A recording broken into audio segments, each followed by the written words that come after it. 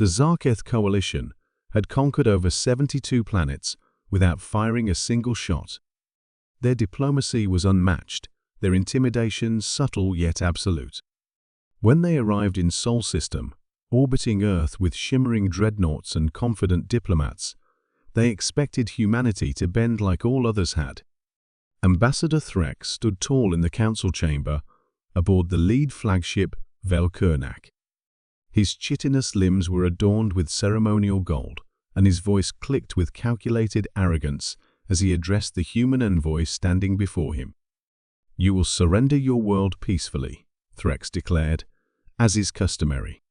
In return, we offer inclusion, stability, and mercy.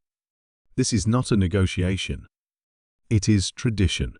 Opposite him stood Colonel Adrienne Cole, short, scarred, and absolutely still.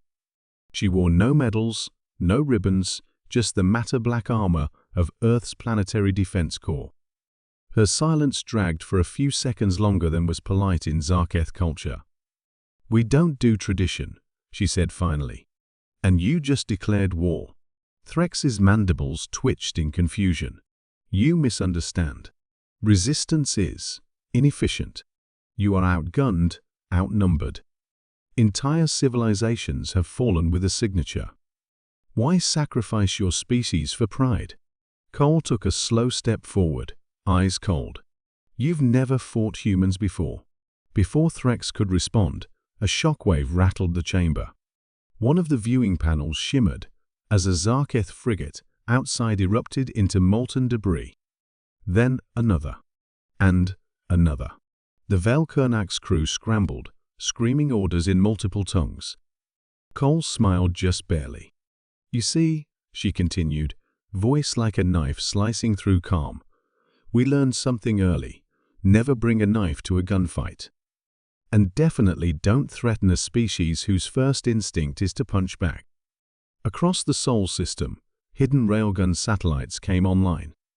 AI-guided drone swarms spilled from asteroid bases. Earth's moon cracked open to reveal orbital missile silos, camouflaged as craters.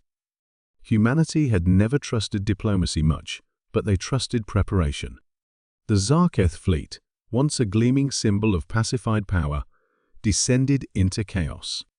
Coordinated human strikes disabled command ships in seconds. Communication channels were jammed and then hijacked, broadcasting a single message on loop. "This is humanity. We do not negotiate with invaders." On Earth, civilians watched from underground shelters and hardened cities, calm and resolute. The war had been anticipated for decades. Every invasion model had been simulated. Humanity had prepared not just for resistance, but for victory. Back on the Velkurnak, Ambassador Threx collapsed to his knees as the ship shuddered under a direct hit. His aides screeched for evacuation. He looked up at Colonel Cole, who hadn't flinched. "We offered peace," he muttered. "You offered submission," she replied. "We prefer freedom." A final blast rocked the command deck, and before Threx could reply, Cole vanished in a flash of teleportation, extracted back to Earth's command center. Within 24 hours, the Zarketh coalition's entire Sol fleet was gone, either destroyed or captured. The survivors were offered a deal: surrender unconditionally, or be sent back as burning wreckage to deliver humanity's message to the stars. Most chose to surrender. In the days that followed, across the galaxy, empires whispered the same phrase with growing dread. They thought humanity would negotiate. They were wrong.